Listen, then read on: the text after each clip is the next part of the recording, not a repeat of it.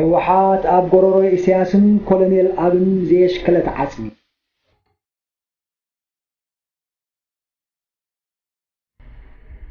ኣብ ሓደ ዓዲ ሓደ ቀናእን ሓሳድን ሰብኣይ ነበረ። ኣብ ጎረቤቱ ሓደ ብልክሱን ሰናይ ተግባራቱን ኩሉ ፈላጢኡን ከባቢኡን ዘመስግኖን ዘኽብሮን ሓላል ጎረቤት ነይሩ ይባል። ኣብ ጎኒ ቤቱ ከዓ ኩሉ ጽቡቕ ናይ ካልእ ዘቕንዖ ሰብኣይ ነበረ። እቲ ቀናእን ሓሳድን ወጋሕታትን ሲኡ ኦ ጎይታይ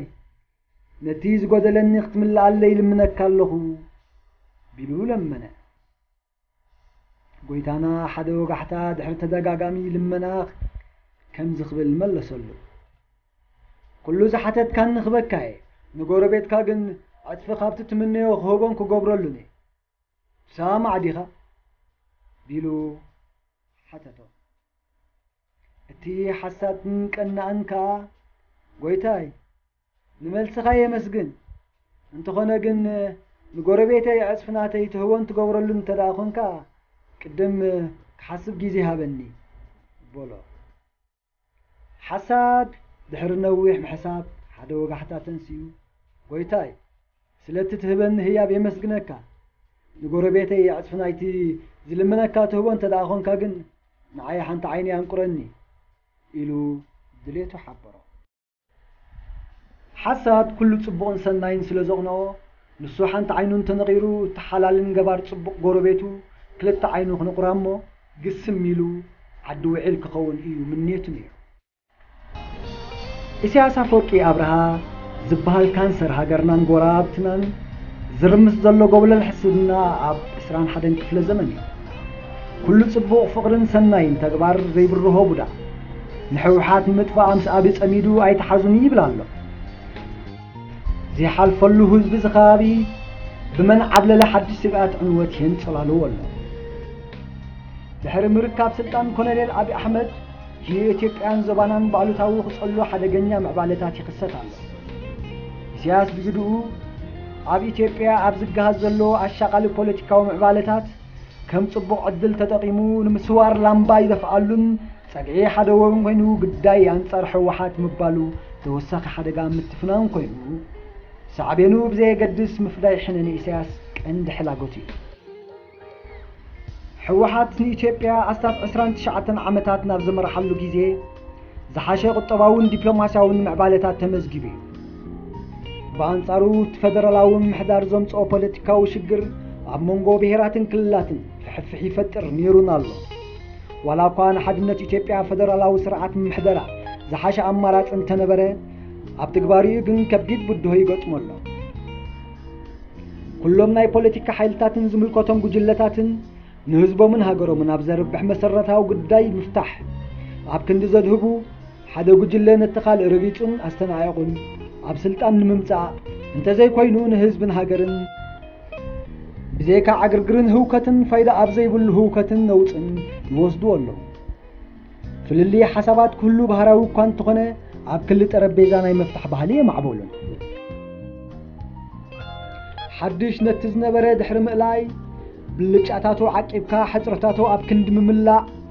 ሓይልን መጉዕባዕን ባህሊ ናይ ዝበቕሉ ሓደሽቲ መራሕትን ውርሻን ኮይኑ ይቕጽል ኣሎ። ሓደ ጉጅለ ወይ ቀጸላ መሪሕነት ኣብ ግዚኡ ነቲ ቅድሚኡ ዝነበረ ብሓይሊ ይሳሃሎን የዋርዱ። ኢሳያስ ከዓ ነዚ ዕግርግር ጉልባብ ገይሩ ኣብ ጎኒ ብኣብ ዝምራሕ ጉጅለ ተሰሊፉ ኣንጻር ሕወሓት ከቲቱ ናብ ዝለዓለ ጥርዚ ጽልኢ ዘዕርጎ ዘሎ ሓሳብ ጎረቤት እዩ። ሕወሓት ጥሙሕ ኢሳያስ ዝቖፀየት ውድብ እያ። ኣነፍነፍ ኢሳያስ ዘብነነትን ዘድነነትን ውጅብ ናይ መወዳእታ ሸቶ ቃል ኪዳን ኢሳያስን ኮሎኔል ኣብን ንምጥፋእ ኣሸጋሪ እዩ። ሓደ ካብ መደባቶም ግን ሕወሓት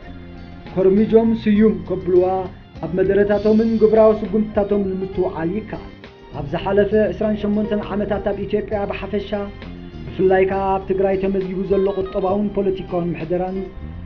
ስራሓት ነቶም ዝንዕቑ ዝነበሩ ናይ መልሓስ ጨለታት ዘሰንበደን ዘሕነኸን ክስተት እዩ። እቲ ደኒኑ ዝኸይድ ዝነበረ ትግራዋይ ሎሚ ክሳዱ ቅኒዑ ኣነ ትግራዋይ ኢሉ መንነቱ ዝኮረር ዘይጸዓድን ሕቡን ህዝብን ኮይኑ ኣሎ። ሕወሓት كابرخاتات ددبيت مغيلان بيت منجستي إثيوبيا 4 كيلو تأتم كلا كبر واقع يوت عدو تقراواي تخفيلوي مسواتي دقو برهان حرنة معبالن زستمعره هزبقا فقيم كان أبارنة دخنة المشمام زي حبسبن زي كالم قدل فرقات إسياسن أبن كمسي عدم حليفو أبحوحاتن هزب تقراين زمت صولو تيوبلو عب تاريخ سمر قلصم هزب زعاد صف حيلي أي تراين فقري إسياسن أبن حدا كاب قلبو بكيدانهم مرماس قطبان مدخم من التقراوين يو حوحاتن هزب تقراين جن كلتا قصني حانت سانتي مخانهم أتعبقهم يفولتين وهدت حوحاتن هزب تقراين يو كاب كوحما يفلفلو نتي قبون أبقولاقول كيرو حريسو قفو مليو قلب عمتات زغتت فراتاتن حملتن بركز نبرلو معداقاتات تقراي علق ليغو هدمون مربعن بسماي تقاس هنصاتات قولاقول كتسلل كيليو تقراوين هزبي آفيو معار بربيرو خلحسن صباح حليبو قردع كبلون سالا خميسو واتنايلو كبدو مليو بت إلو حادر نريال لنا عبيتي اندستريتاتن مسانعاتن كم كانت الشابق إلنا شحات تقارس درابيتات كأنجلات عزيبنا التيتمال أدقبق لي حالفلوز شقراز نبرا قبوتات لومي بزمناو ترقيات تتكيو نايسو منات قعزو ناب ساعتات تغيرو حقاز نبرا قطراتن كتماتاتن أكراريبو موقت بايتو مسريتو قصلو ديغو مرحنا آيلو خمرز هم عدينا نتمت هالنا سياسة بقجت بلسقنان حوحتن تسقعي أبو وسيدو مسواتي تقاروز متى سلامن معبالن تقراي بيعصم تدقوز تهانص حدنتن مننتن كفرسيو زصعر زلو كمتن ኤርትራ رميسو لهزب عروق سدنينو خمس خيدن أبدخنت شميمو بتينو زلو نهزب تقراي كا ندحريد قوتيتو عبت الماتو موال دخنتن سدتن كمال صهرتك يبلالو ازيقن حلميو هزب ኤርትራ عب 24 قنبت شحن شعتيمتن 91 بقدر حقو سامولو هاجر بحادة دمسي بحادة رمتان كعللن كسعسعن كله معراف حسمن مكران إرتران هزبان حوارو عبقو حافس لستدربيت راي نبرن بمسواتي يا شحات زيكاتات ترخبت هاجر معرتي خبور واقعا نزمت ولدتات معبولن سلامن حبرة سب نمهناتن مستا مراحتز تعدلت قربتنا إثيوبيا 30 عمت زوسده دماو خينات أبكعو حدش معراف محزنة صبو قربتنا نممسرات يزنبر إسياس زراقين كله جن أبيك سمر بشفاتو زمراح قرفن هزباويان حرنا التقراي زمراح زنبر منقست إثيوبيان كاود كتر عدر قنبت شحن شعتم 91 كساب قنبت شحن شعتم 98 زي تكالاوي ركبي نيروم كاب أب منغوخ للتهاجرات أب منغوخ للتمراحت زنبر زمدنا مبالو يقلل وزم كلتا مراحتي أب دوبز الرئيز نبرن عشت مسحاب أب كندي بوحلا قباب أب تربيزا بلزبز فتحوه بولقو من سرعات بزي بلو لباماتن كيلاتاتن كي حوسو بسوتر يمحي زمو نيرام بمن بخمي أب قنبت شحن شعتميتن 98 تولع أخينا دحرناي كلتا عمت هلكيتن عنوتن هيوتا شحات من اسياتن نبرتن مسكين هزبن بلعو نابشم قلنا تأتيو تنكي مبرع كينات بلكع المفلات عشقار وكان تخونه أباد ما خربيت شرطة أجن يسياسن جلون مخانوم أبتي أب ميازي أخل تشحن كلتن توسنة وعل الجرس تتقيسله كاب ميازي أخل تشحن كلتن كساب سنة أخل تشحن 10 شمونتن التوسانة نخيت قبر أب إرترا سلطان بحيث زلو بإسياس مرحنا عوالو جلن أب إثيوبيا لقام مرحنة تشبيت أزنبر حوحتن بمسمس حقاو معلوبو سلازي قبرلو أستات 16 عمتات نهزبو مع مواتر هاو كينات كم زنبر يمجيرم نيرم كأندز تهاسي دما هزب تقراين هزب إرتراني نيرو بفلاي هزب إرتراخا كبيد مسوات خفيلو زمصونات النت بإسياس هبواقع عداقايتيو ኣብ መጋቢት 2018 ናብ ኢትዮጵያ ህዝባዊ ማዕበል ናይ ስልጣን ምቅያር ኸቲሉ ሃይለማርያም ደሳለኝ ለውጥ ዝጠልብ ዝነበረ ኢትዮጵያዊ ዝምጥን ብቕዓት መሪሕነት ስለዝሰኣነ ብፈቓዱ ስልጣኑ ክለቅቕ ወሲኑ ካብ ውሽጢ ህወደ ከዓ መሪሕነት ለማ መገርሳ ዝምራሕ ዝነበረ ናይ ለውጥ ሓይሊ ስልጣን ተረኪቡ ለማ መገርሳ ህርፋን ስልጣንን ዝናን ከየስድዖ ንቅዱስን ዲሞክራሲያዊ ምስግግር ዝያዳ በቑዒሉን ዝሓሰቦ ነቲ ናይ ንእስነትን ድኽነትን ዓርፉ ኮሎኔል አብይ አሕመድ ሓሊፉ ቀዳማይ ሚኒስተር ክኸውን ማዕጾ 4 ኪሎ ኣርሒቡ ኣብ ኮረሻ ስልጣን ኣሰጋጊርዎ አብይ ሓዳይ ግን ኣብ ክንዲ ፈለግ ፍቕርን ምዕባለን መንገዲ ተሓሳል ሓለቓ ሽፍታ ህግደፍ ተኸቲሉ ጽልኢ ፋሕቲሩ ኣብ ውሽጢ ኢትዮጵያ ብሓፈሻ ብፍላይ ከዓ ኣብ ሕወሓትን ትግራይ ካብ ካልኦት ህዝብታት ኢትዮጵያ ነፂሉ ዕድመ ስልጣን ኸናውሕ ምልካዊ ስርዓት ክመስረትን ይጽዕር ኣሎ እቶም ሕጂ ኣብ ስልጣን ዘለዉ ሕወሓት ንምእላይ ሓቢረን ክሰርሓ ነዊሕ ከይሰጎማን ይህወ ደጋፍሪሰን ካልኦት ሰልፍታት ጸንቢረን ብልጽግና ዝብል ናይ ጸቢብ ጉጅለ ሕልሚ ዘረዊ ሓደ ሰልፊ መስሪተን መመስራት ሰልፊ ብልጽግና ዓንዲ ሕቆ ፖለቲካዊ ስርዓት ኢትዮጵያ ዝነበረ ሕወሓት ኣይሓቁፍን እዩ እዘን ሕጂ ኺዳን ገይረን ዘለዋ ሰልፍታት ዕላመን ኣነጺረን ሕወሓት ምዃነን እናሓደረ ይበርህ ኣሎ ስለምንታይ አብይ አሕመድ ኣብ እዋን ምስጋር ስልጣን ደድሕሪኡን ዝገብሮ ዝነበረ መደረ ድሕሪ ደጊም ኢትዮጵያ ሓሊፉላ ዘይበለ ፈታውን ጸላኣን ኣይነበረን ሙሉእነት ዘይብሉ ተስፋ ግን ናብ ክውንነት ክቕየር ኣይከኣለን ኮሎኔል አብይ ቃሉ ዓጺፉ ትጽቢት መንእስያት ኢትዮጵያውያን ብጾትን ረስዑ ኣብ ጉዳይ ምጽጣሕ ኾረችኡ እዩ ኣድሂቡ ናይ ሽሕጣን ቃላቱን ኣዳናጋሪ ሜልኡ ከም ሽኮር ዝወደአት ማስቲካ በልዩ እቲ ልዝብ ቃላቱ ናብ ሓይሊ ቃል ተቐይሩ ኣጻብዑ ናብቶም ኣይንድመርን ዝብሉ ሕወሓትን መሰልቶምን ሓይልታት ፌደራሊስት ከወጣውጥ ጀሚሩ ልምዲ ቀዳሞት መራሕቲ ኣቦታትን ኣባሓጎታትን ደጊስዎ ብሕም ዝበለይ ተሓጎም ይብል ኣሎ ክሕጎም ድዩ ክሓጉም ዝመጽእ ውሕድ ኣዋርሕ ድምፂ ህዝቢ ትግራይ ክውስኖ እየን ውልቀ መላኺ ኢሳያስን ተምሃራይ ኮሎኔል አብይ አሕመድን ኣብ ሰነ 2018 ዲፕሎማስያዊ ሽርምጥንኦም ክጅምሩ እንከለዉ ዛዕባ ስውር ውዕሎኦም ብልክዕ ዝፈልጥ የልቦን ኩሉ ስምምዓቶም ሚስጢር እዩ ሓደ ካብ ዕላማታቶም ግን ኣንጻር ሕወሓት ግንባር ምፍጣር እዩ ነይሩ እንተተኻኢሉ ንሕወሓት ምጥፋእ እንተዘይሰሊጡ ከዓ ንምድኻማ ምዃኑ እንዳሓደረ ይበርህ ኣሎ ምጥፋእ ሕወሓት ምጥጣሕ ዝፋን ኣብን ምንዋሕ ዕድመ ስልጣን ልጅ ኢሳያስን እዩ ግን ይከኣል ድዩ ደፋኢልና ንሪኦ ብመሰረት ቅዋምቲ ሃገር ምርጫ ብ5 ዓመት ክካየድ ይዝዝዝ ኣብ ዝሓለፈ ጉንበት ምርጫ ክካየድ ዝግብኦ ኮሎኔል አብይን ጉጅሉን ግን ቋማዊ ሕጊ ጥሒሶም ንመስገረም ኣሰጋጊሮሞ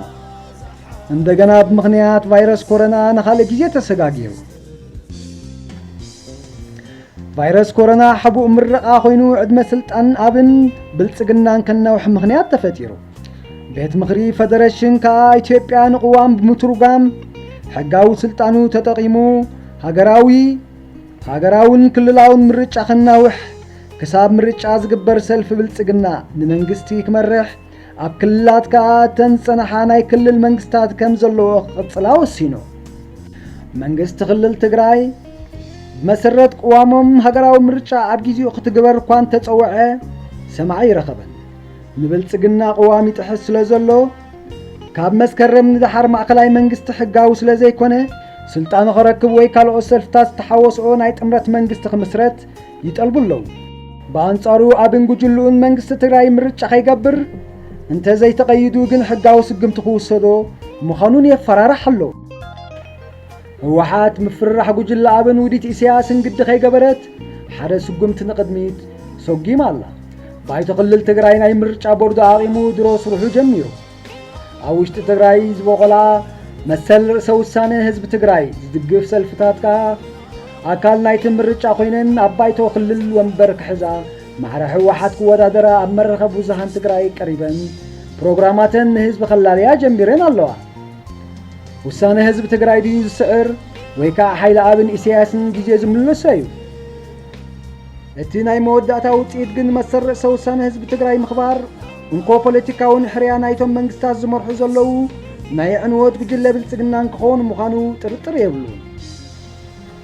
وسانة هزب تقرأي اش انت تباهيلو قن اتي ابسنكوف زلو حدنة تتبع جمع معيلو حدث هجرات كفترة مع زرحو حدا جنيا من قدي مخانو كاب حجي مجنزب قدليو اب منغو 4 كيلو خوينو زم حدر زلو بالتقنان اب مغلا خوينا كلل تقراي تمرح حوحاتن او بوليتيكاو وطري متفنانن كلتيام غجلتات اوشت حدا هاجر زلو شجر اب منغو خلت هاجرات زلو وطري زمسل إسياسكا بقدام خوينو صلي زساور شفتا مرح سالتي تهاجر شفرا هقدفن شفرا بالتقنان حتى هزبو قوسيم زساورو زلو حاوي اب موداتو ابتزقاصلو زلو حاو خطبوت مخانم نمنبا ياشغاري يكونن إسياس صقعابو خوينو اب كبباي اتيو حوحات نمچفلا زالمو زلو وديتات نابزي عرق رچيت يعرقو الله كونيل ابي ملكاو سرعات منغست ختكل انت خوينو نحوحات كم بوليتيكاو حيل انبركيخون حزب تግራይ አዳኺሙን እዩ ስልጣኑ ኸጣጣሕ ዝኽእል محقق حوحاتن مدخام حزب تግራይን نحبار رقحي إسياسن أبن እዩ حلمم كون متكبار نتግራይ كبيبه محليقوم قطباو قلولاو مفتار وتادراو حيل متقامن كم مرጫ ዝحسبن ቀንዲ መዋጽኦ ክልቲኦም ውልቀ መለኽቲ ይመስል ኣሎ كما خل طرنافه ናይ ተቃዋምቲ ውድባት ኢትዮጵያ እታን ጥምረት ይህወደት ቀንዲ ቀላሲት ሓይሊ ወይ ዲናሞ መርሕነት ኮይናን ኢትዮጵያ ንኣስታት 27 ዓመታት ዝመርሐት ውድብ ምዕላይ ምንባር ጉሁት ኮይኑሎ እቲ ናይ ለውጥ ሓይሊ ዝብልውን ኣካልና ይህወደግ ምንባሩ ኸስምረሉ ዘሎ ዛዕባ ምዃኑ ምግንዛብ ኣገዳሲ እዩ ብልጫታት ይህወደግ ብልጩ ድኻማት ይህወደግ ከዓ ድኽመታቱ ምዃኑ ምስትውዓል ከደሊ ሕወሓት ዝምጎሰሉ መጎሲ እዩ ሕወሓት ዝውቀሰሉ ድማ ሕማቕ እዩ كابا غير كارجبيت ممثال يعني 100 مليون حزب إثيوبيا مدفاني حزبي فتحوا محدران بر مغيار قص مراحتي كونن طلبوا ጉጅለ አቢ ናብ ቤተ መንግስት 4 ኪሎ ድንኒሎም ከምዚ ኣተው ምምጽዳቅን ወጊዶም ተሃዲድ ኮይኑ ስሩሖም ደበና ዲሞክራሲያዊ ስግግር ተቀንጢጡ ናብ ምልካው ስርዓተ ምሕዳር ክዛዙ ግዜ ወሰደ ኮሎኔል አቢ ከም ቀዳሞት መራሕቲ ስላሕ ሒዙ ከም መሓደር ዓሊሙ ዘሎ እዩ እቲ ትማል ዛቶ መብጻዕ ረስዑ ሓይሉን ጎነጽን ከም እንኮ ኣማራጺ ወሲዱ ተቃዋሞ በሓይል ምጭፍላቅ ቀንዲ መራሕቲ ፖለቲካን ሰዓብቲ በአልማማ ምእሳርን ቀንዲ ውራይ ጉጅለ አብ ኮይኑሎ እቲ አዚዘ ሰንብት ንዓይን አብን ሞት ይዝፈለና ኢሉ ምስ ነፍሱ መብጻዕ ዛቶ ወለማ መገርሳ ካብ ስልጣኑ ምብራርን ምፍራሕን ምእሳር ዓበይቲ ፖለቲከኛታት ኦሮሞ አምሓራ ወላይታን ናብ ዝገደደ ሓደገኛ መንገዲ ይወስደሎ ኣብ ኢትዮጵያ ኣብ ዝሓለፈ 2 ዓመታት ዝተራየ ምንቁልቋል ፖለቲካዊ ስርዓት ናብ ምብትታን ኢትዮጵያ ሓንቲ ስጉምቲ ንቅድሚት እዩ ንሰንኮፋት ተኣላልያ ዝፈጥረ ዕንወት ቀንዲ ተሓታት ነውፅን ዕግርግርን ከባብን ካይ ሲያስን አብን ምዃኖም ምግንዛብ የድሊ መድኻም ሕወሓት ልዕሊ ብልጽግና ስለ ዝኾነት ናይቲ ጽቡቕ ዘይፈቱ ኢሳያስ ደገፍ ከም ዘየድሊ ስለ ዝተገንዘቡ አብን ብጾትን ኣብ ሰነ 2018 ጾታ ዲፕሎማሲያዊ ድራማ ጀሚሮም ሕወሓት ሕልሚ ኢሳያስ ዘምከነት ውድብያ ኢሳያስ ድሕሪ ምዝዛም ኩናት ኢትዮ ኤርትራ ወያነን ስርዓት ኢሳያስ ከደኽም ኢሳያስ ካን ስርዓት ሕወሓት ከደኽም ዘዝኽእልዎ ጌሮም እዮም ስለዚ ኢሳያስ ሰናይ ጉርብትና ዘይኮነ ዘገድሶ ምፍዳይ ሕነ ይዝዓጦ መድግጋፍ ክልተ ድውያት ግን ሕወሓት ቆጥፎ ዲ ከደኽሞ ውጽኢቱ ድሒሩ ይኽረአ አብይ ዝመርሖ ብልጽግና ኢሳያስ ዝመርሖ ህግደፍን ዝተኸፍለ ይከፈል ሕወሓት ንምብርካኽን ዝለዓለ ዕላማ ናይ ክልቲኦም ጉጅለ እዩ መልዛብን ምሽሓርን ዝምድናታት ጎራብቲ ሃገራት እቶም መንግስታት ዝመርሕዎ ዘለዉ ጉጅለታት እዮም ዝሕተቱ ኮሎኔል አብይ ስምምዕ አልጀሪስ ከተግብር ሙሉእ ሓላፍነትን ስልጣንን ኣለዎ ሓደ ካብቲ ንሽልማት ኖቤል ዘብቅዖ ንዝምድና ክልቲአን ሃገራት ንምሕያሽ ዝወሰዶ ዘይሙሉእነት ተበግሶ እዩ ጉዳይ ምሕንጻጽ ዶብ ካብ ኢድ ሕወሓት ወፂኡ ግን ንኽልቲኦም ሸፋቱ መራሕቲ ኣይዋጽኦምን እዩ እንኮ መራኸቢት ነጥቢ አብን ኢሳያስን ሕወሓትን እያ ስምምዕ አልጀርስ ምሕንጻጽ ዶብ ጥራይ ዘይኮነ ዝርዝር ነጥብታት ዝሓዘ እዩ ስለዚ ጉድ ኢሳያስን አብን ክቃላዕ ህዝቢ ክልቲኡ ክፈልጦ ብዘይሕለል ምፍላጥን ምስትምሃርን ሓላፍነት መንግስቲ ትግራይን ተኦምቲ ውድባት ኤርትራን ምዃኑ ምዝኽኻር አገዳሲ እዩ መንቀልን ዕላማን ቃልሲ ህዝቢ ኤርትራ ናጽነትን ሓርነትን ውሽጢ ህዝቢ ምስ ጎራበትን ካልኦት ሃገራትን ከዓ ሰናይ ጉርብትናን ምትሕጋዝን ይነሩ ትምኒትን ባህግን ኩልና አያዕንወት ግን ኩሉ ሓሳብ ባህሪውን ተግባራቱን ማይ ከምና ሓቁን ጌርና እዩ አይ ሃገርና ሃኒጽና አይ ጎራብትና አሲና ኩሉ ዕግርግርን ምርማስን ዕላማ ኢሳያስ እዩ ሕጂውን ዋጋ ብዘየገድስ ቀንዲ ዕላማ ኢሳያስ ምጥፋእ ወያነ እዩ ንኢሳያስ ምዕናው ዝለዓለ ሸቱ እዩ ዕላማ አብን ጉጅሉን ከዓ ንሕወሓትን ካልኦት ተቃወምቲ ጉጅለታትን አጥፊኻ ውልቃዊ ስርዓት ንምስራትን እዩ ሕወሓት ግን ኣብ ጎረሮ ልጅ ኢሳያስን ኮሎኔል አብን ዝተሸኽለት ዓጽሚ ኮይና ሞት ክልቲኦም ተቀላጥፍ ውድብ ከም ዝኾነት ዝመጽእ ሓጺር ኣዋርሕ ዝምልሱ ሕቶ እዩ ስዕረት ኢሳያስን አብን ከዓ ዓወት ህዝቢ ኢትዮጵያን ኤርትራን እዩ ድሕሪ ጥፍኣት ኢሳያስን አብን ፍቕሪ ህዝቢ ትግራይን ህዝቢ ኤርትራን ናብ ሓድሽ ተስፉ ምዕራፍ ክሰጋገር ምዃኑ ኣብ መስከረም 2018 እቲ ን10 ዓመታት ተረጊጡ ዝነበረ ዶብ ምስ ተኸፍተ ዝነበረ ስምዒት ክልቲኡ ህዝብታት ምዝካሩ እኹል እዩ ህዝቢ ኤርትራን ህዝቢ ትግራይን ድሕሪ ውድቀት አብን ኢሳያስን ነቲ ኣብ እዋን ብረታዊ ቃልሲ ዘመስከሮም ትሕጋዝን ፍቕርን ናብ ዝለዓለ ጥርዚ ከዕርግዎ ምዃኖም ሙሉእ እምነት ህዝቢ ኤርትራን ህዝቢ ትግራይን እዩ ሰሰናዩ ሉል ካብ ኣስመራ